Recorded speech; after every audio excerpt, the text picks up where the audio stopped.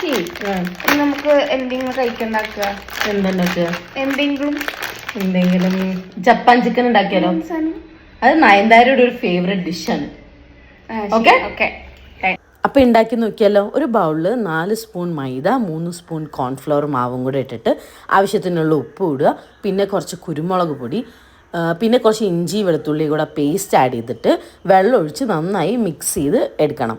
അപ്പോൾ ഇതിൽ കാണുന്ന കൺസിസ്റ്റൻസി ആയിരിക്കണം.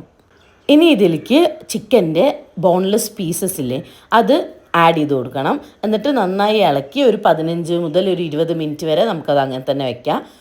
ചിക്കൻ്റെ ബോൺലെസ് പീസസ് ആണ് ഇതിലേക്ക് കുറച്ചും കൂടി നന്നായിട്ടുണ്ടാവുക എന്ന് എനിക്ക് തോന്നി. അങ്ങനെ ഒരു 10-20 മിനിറ്റ് സെറ്റ് ആയതിന് ശേഷം ഇത് എണ്ണയിലിട്ടിട്ട് നമുക്ക് വറുത്ത് കോരിയെടുക്കണം. ഇത് ഒരുപാട് ഹൈ ഫ്ലെയിമിലിട്ടിട്ട് നമുക്ക് കുക്ക് ചെയ്യാൻ പറ്റില്ല കേട്ടോ. കാരണം ഇതിൻ്റെ പുറമേയുള്ള ബാറ്റർ പെട്ടെന്ന് അങ്ങ് കരിഞ്ഞു പോവും. അത് കുക്കായിക്കൊണ്ടിരിക്കുമ്പോൾ ഞങ്ങൾ ഇടയിൽ കൂടെ ഒരു ചായയൊക്കെ കുടിച്ചു. പിന്നെ അത് നന്നായി വറുത്ത് കോരി മാറ്റിയെടുത്ത് വെച്ചു കേട്ടോ. ഇനിയിപ്പോൾ എന്താ വേണ്ടത് വെച്ചാൽ ഒരു പാനിൽ ബട്ടർ ആഡ് ചെയ്തിട്ട്, ഞങ്ങൾ സോൾട്ടഡ് ബട്ടറാണ് എടുത്തത്. സോ അങ്ങനെ എടുക്കുന്നവർ ഉപ്പിടുമ്പോൾ അത് ശ്രദ്ധിക്കണം. എന്നിട്ട് ഗാർലിക്ക് കുഞ്ഞു കുഞ്ഞായിട്ട് അരിഞ്ഞതും പിന്നെ ഒരു പച്ചമുളകും, 1-2 പച്ചമുളക് ആവാം കേട്ടോ, അതും കൂടെ ഇട്ടിട്ട് നന്നായി ഒന്ന് സോട്ട് ചെയ്തെടുക്കണം.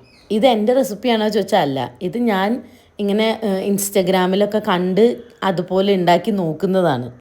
അപ്പോൾ ഗാർലിക്കും പച്ചമുളകൊക്കെ നന്നായി സോട്ടായതിന് ശേഷം ഇതിലേക്ക് തിളപ്പിച്ചരച്ച പാലില്ലേ, ഏകദേശം 1 കപ്പോളം ചേർത്ത് കൊടുക്കണം. നമ്മൾ ചിക്കൻ്റെ ക്വാണ്ടിറ്റി കൂടുതലാണെങ്കിൽ അതിനനുസരിച്ച് പാലിൻ്റെ ക്വാണ്ടിറ്റിയും കൂടുതലെടുക്കണം.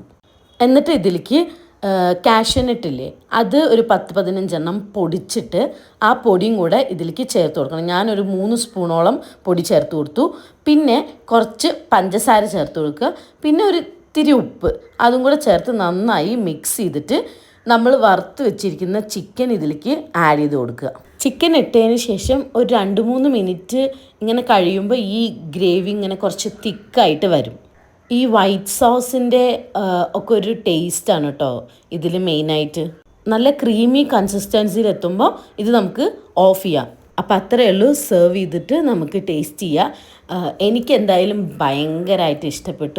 നല്ലതായിരുന്നു ആ ഒരു ക്രീമിൻ്റെ കൺസിസ്റ്റൻസിയും ആ ചിക്കനും കൂടെ ഉള്ള കോമ്പിനേഷൻ എനിക്ക് ഭയങ്കരമായിട്ട് ഇഷ്ടപ്പെട്ടു കേട്ടോ പേഴ്സണലി.